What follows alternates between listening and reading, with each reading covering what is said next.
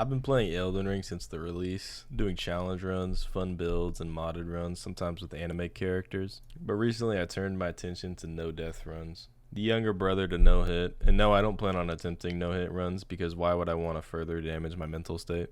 Never did I imagine, however, that on my third no death run, my mental state would be further damaged by something else, specifically an invisible wall. Gonna give a little backstory here, so bear with me. I've only done 3 actual runs of no death so far, taking inspiration for the first part of my route from PewDiePie, who funnily enough did a no death run a couple months ago. Since he was able to, I thought I might as well try since I probably have more hours and more experience in the game at this point, what with playing through it near 20 times for stream content. What I didn't expect was that on my third no death run, I would do something that I never fathomed would happen, especially since I titled the stream Deathless Practice on TikTok. I'm not going to go over the run entirely, just briefly, since there's plenty of runs out there and it would make the video much longer. So here's the story. I started off the run with some normal setup, just trying to get Moonveil, which is the weapon that I'll be using the entire run.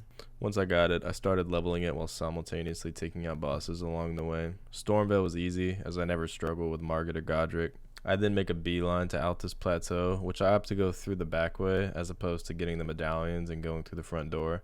It's just easier for the most part, especially since I go that way in all my runs. I then run to Volcano Manor, get past Godskin Noble, which allowed me to get +9 for my Moonveil, and defeated Rykard first try, which on my previous attempts gave me 1 death and 2 deaths respectively. I was feeling pretty good. A +9 Moonveil made short work of Draconic Tree Sentinel and Godfrey. I no-hit both of them. Got all the way through the capital, past the mountaintops, with Fire Giant also going down with relative ease, thankfully. Fire Giant feels like a fight full of RNG, since some of his moves can be more BS than other moves. Fair Missoula is also made easy since Sleep Arrows versus the Godskin duo can turn them into 1v1 fights, all while you can do half of their health before they make it out of the sleep animation from Moonveil's damage and bleed. Malekith is just a game of baiting out certain attacks and using Moonveil when I know I have a big enough window, since after hundreds of fights he has started to feel scripted. And then finally I arrive at the end of the game in the capital of Ash. That is a condensed version of the start of my run, since most of it is composed of locating upgrade materials and items that will help almost assure victory in some cases. Gideon died relatively easy, and I smacked Hoarah better than I ever have. At this point I have exactly 0 deaths, at about 2 hours and 50 minutes in. Side note, this isn't a speed run. I did take my time at parts and sought out items that could potentially help me, so this isn't like supposed to be the fastest time possible. My last 2 attempts saw me dying 5 times each, and now that I'm at the end with 0, pressure was mounting since Radagon can be unexpectedly tough with his teleportation and his holy magic moves. I start off the fight, smacking and dodging, usually what you'd expect from any boss fight really. I get Radagon down to less than half health while only taking 1 hit myself. Second half of the fight, I wasn't so fortunate. Some unfortunate dodges that I felt weren't my fault, coupled with some that definitely were. I came out of the fight with 3 flasks left. I've had fairly good luck with Elden Beast, as I've never died to him in a no-death run. In my challenge runs, I rarely struggle with him, so 3 flasks didn't scare me that much. I started wailing on him as you'd expect, dodging some attacks, getting hit by 1 or 2. All is going well, and even about halfway through the boss fight, you can hear me say, Elden Beast is the crusher of dreams, bro. He can end a run just like that. This may be a very important line soon. But next thing you know, he's at around 20% health, and I have 1 flask left. 2 flasks used for almost an entire health bar of Elden Beast is pretty nice. However, what happened next will shock you.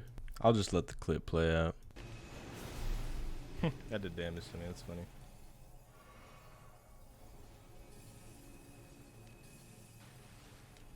Oh, I'm at the edge of the world. Yo.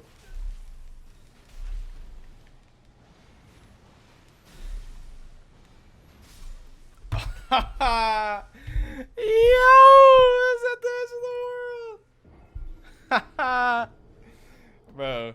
Yes, you saw it exactly how it went down. I ran into an invisible wall that surrounds the arena and only shows up when you arrive at them. This threw me off since I was heavily focused on the floors where the rings were appearing and didn't have enough time to react by the time I realized, which caused me to make some panic rolls on his next attacks and inevitably die.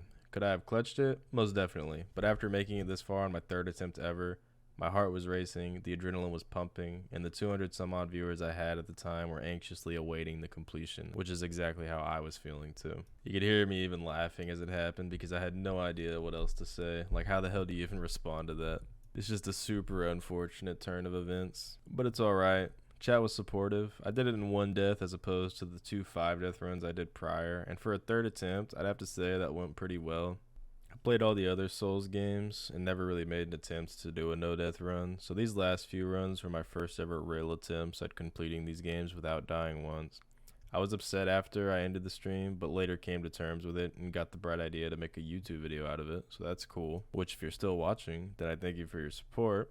I may start another attempt at some point soon, but I'll probably not be doing that for a few days just to, like, need some time to reflect and stuff. So if you do want to watch my streams, which I stream on Twitch and TikTok, I will leave those both in the description. And like I said, I appreciate you watching, and I hope you have a great rest of your day or night, whichever it is for you right now.